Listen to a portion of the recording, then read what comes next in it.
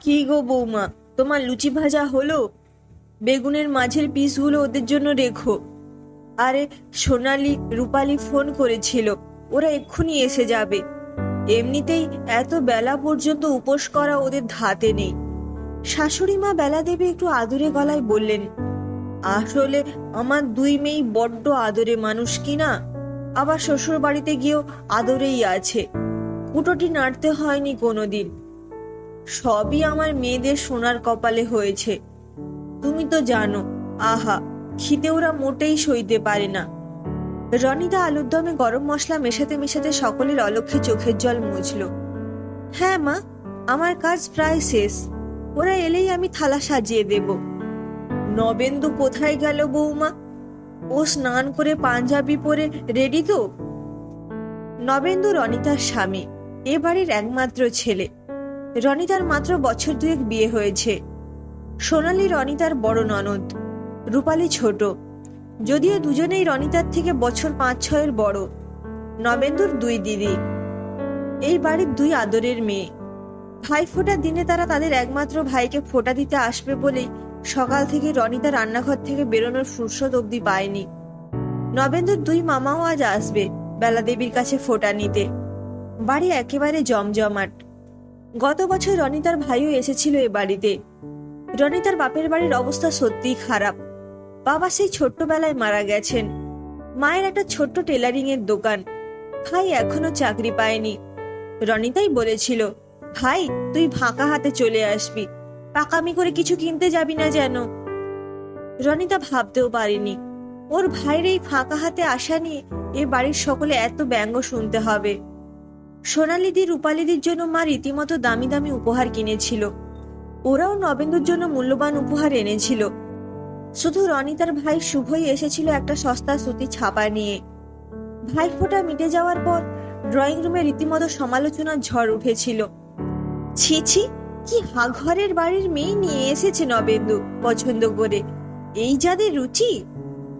নবেন্দুও রাতে ঘরে ঢুকেই বলেছিল, আরে আমাকে বললেই তো পারতে, তোমার মায়ের দেওয়ার ক্ষমতা নেই, তাহলে আমি না হয় লুকিয়ে একখানা কিছু কিনে আনতাম। শুভটাও হয়েছে অপদার্থ, খেলা খেলা করে জীবন কাটাচ্ছে, একটা চাকরিও জোগাড় করতে পারলো না। কষ্ট হয়েছিল রনিতার। কিছুতেই বুঝতে পারেনি ভাইফোঁটা আসলে কিসের উৎসব, ভাইয়ের মঙ্গল কামনার নাকি দামি উপহার দেবার। এবারে আগে থেকেই মাকে ফোন করে বারণ করে দিয়েছে রনিতা। মা যেন শুভকে না পাঠায়। এই প্রথম তার ভাইকে ফোঁটা দেওয়া হবে না। ছোট থেকে এই দিনটায় মা লুচি বেলে মিষ্টি সাজিয়ে দিত থালায়, আর শুভ সকাল সকাল স্নান করে আসনে বাবু হয়ে বসে বলতো, দিদি এই মিষ্টির থালার মিষ্টিগুলো আমাদের দুজনের, তুই আমায় ফোঁটা দিবি তাই তোর, আর আমার কপালে ফোঁটা থাকবে তাই আমার। রনিতা হাসি মুখে বলতো, বেশ, এখন শান্ত হয়ে বস। শুভ দিদির মুখে মিষ্টি না খাইয়ে কোনোদিন ভাইফোঁটার খাবারে হাত দেয়নি এতকাল। এবারেই তার ব্যতিক্রম হবে। কাজ করতে করতে বারবার চোখে জল এসে যাচ্ছিল রনিতার। নবেন্দুর দুই মামা তো শাশুড়ি মায়ের জন্য প্রতিযোগিতা করে দামি গিফট কেনে। মা সেগুলো ইচ্ছে করেই বারবার রনিতাকে দেখায়। আসলে বংশমর্যাদা জিনিসটা আলাদা, বুঝলে রনিতা, ওটা সকলের পরিবারে থাকে না বলেই মা বলতেন। তা শুভকে এবারে আসতে বারণ করেছো বুঝি? শুভটা এত খেতে ভালোবাসে, আজ তো বললেই পারতে, এই বাড়িতে আজ এত রকম রান্না হচ্ছে, রোজ রোজ তো সিদ্ধ ভাত খেয়েই থাকে বেচারি। একদিন না হয় বড়লোক দিদির বাড়ি এসে পেট পুরে খেয়ে যেত। কথাগুলো বলার সময় বেলা দেবীর ঠোঁটের ফাঁকে অবজ্ঞার হাসি চোখে পড়ল রনিতার। না মা, শুভ আজ থাকবে না। ওর আজ রঞ্জি ট্রফির ক্রিকেট টিমে সিলেকশনের ব্যাপার আছে। বাড়ি শুধু সকলে একসাথে হেসে বলল, কি? গরিবের ঘোড়া রোগ আর কি, তোমার ভাই খেলবে ক্রিকেট টিমে? পাড়ার ক্রিকেট আর এই খেলা কি এক হলো? গরিবরা কি স্বপ্ন বেশি দেখে নাকি? নবেন্দু দুই দিদির গাড়ি ঢুকলো।